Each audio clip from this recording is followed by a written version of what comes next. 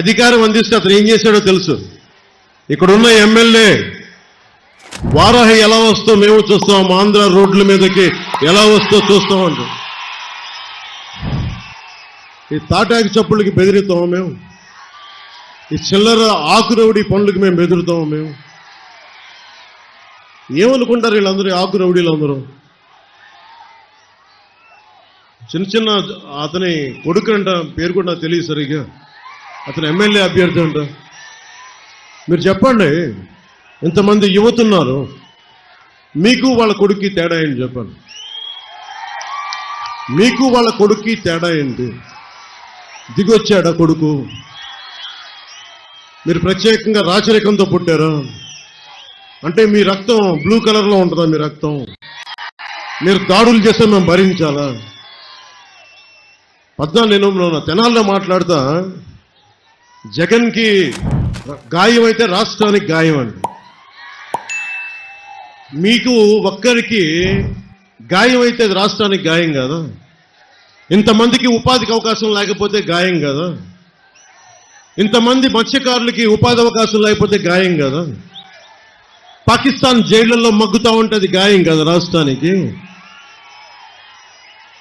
చేనేత కార్మికులు, కళంకారీ కార్మికులు రోడ్ల మీద పడి ఉపాధి అవకాశాలు లేక ఆత్మహత్యలు చేసుకుంటా ఉంటుంది రాష్ట్రానికి గాయం కదా? బాపట్లలో 15 ఏళ్ల అమర్నాథ్ని అక్కడిని ఏడిపిస్తున్నారని చెప్పి బయటికి వచ్చి ఎదిరిస్తే వైసీపీ నాయకులు చెరుకు తోటలోకి తీసుకెళ్లి పెట్రోల్ వేసి కాల్ చేస్తే అది గాయం కదా? మీరు ఆలోచించండి, మీరు అందరూ ఇక్కడ ఉన్న ఆడబిడ్డలు, పెద్దలు అందరూ, రాష్ట్ర ప్రజానీకం అందరూ ఆలోచించండి.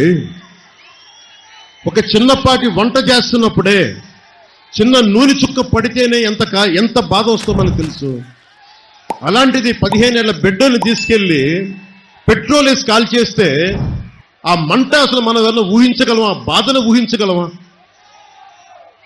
అలాంటి అది వదిలేసి ఇతని తలకి అతను కొట్టుకున్నాడో, ఎవరు ఇసిరారో అతనే, అదంతా మనకు మాయ ఎలా జరిగిందో తెలియదు.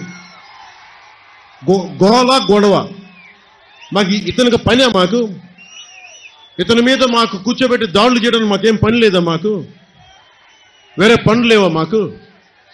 అయినా మీలాగా క్రిమినల్సా మేము?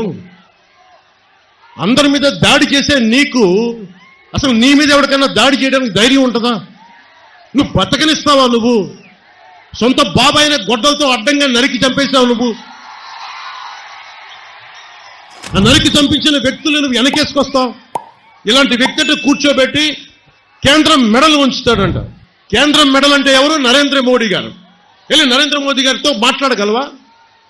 సోనియా గాంధీ గారు స్పెషల్ కేటగిరీ స్టేటస్ అప్పుడు, రాష్ట్ర విభజన అప్పుడు చిన్న ప్లే కార్డ్ పట్టుకోవడానికి నువ్వు దాక్కొని అంత పిరుకోని నీకు ఒక దమ్ము, ధైర్యం